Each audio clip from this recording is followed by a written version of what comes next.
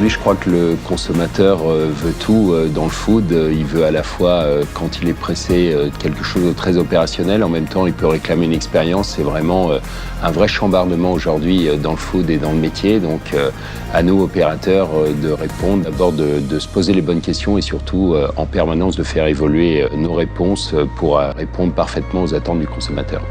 Aujourd'hui, pour Planète Sushi, le food delivery est un sujet absolument clé. Même si on a été livreur depuis le premier jour de la naissance de l'enseigne, il y a 20 ans, l'arrivée des agrégateurs depuis 3 ans a fait considérablement évoluer le modèle.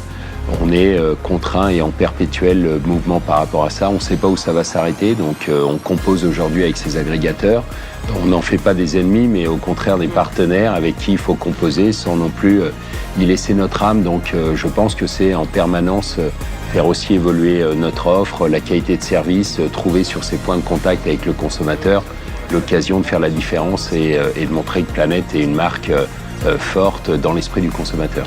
La relation aujourd'hui avec les bailleurs va forcément évoluer et aussi intimement liée aux attentes consommateurs. Là où c'était un lieu de vie, on allait mécaniquement dans les centres. Aujourd'hui, tout ça évolue, on peut se faire livrer à la maison. D'ailleurs, se faire livrer à la maison devient du hors domicile, donc c'est comment, sur ces lieux de vie, on est en capacité de faire vivre une expérience pour les marques, d'être une marque forte dans l'esprit du consommateur pour aussi venir attirer le client dans ces lieux de vie, donc du coup trouver un intérêt commun avec les bailleurs. Et je pense qu'il y a encore plein de belles choses à venir dans les années qui viennent.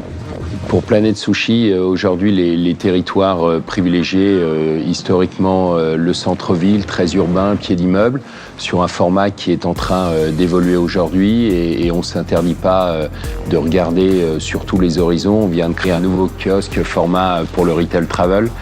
Donc véritablement, aujourd'hui, je pense que dans les années qui viennent, il faudra être en capacité d'avoir des restaurants plus ou moins grands, des corners, vraiment savoir s'adapter et être là où se trouve le client, où les opérateurs ont cette sensibilité effectivement du lieu de vie, où la data va nous dire que le conso se trouve là. C'est un petit côté effrayant et en même temps, il faut vivre avec notre temps et effectivement ne plus avoir un modèle à la papa de développement, un format classique, bien calibré, qu'on duplique partout, mais au contraire, pouvoir s'adapter et faire évoluer notre offre.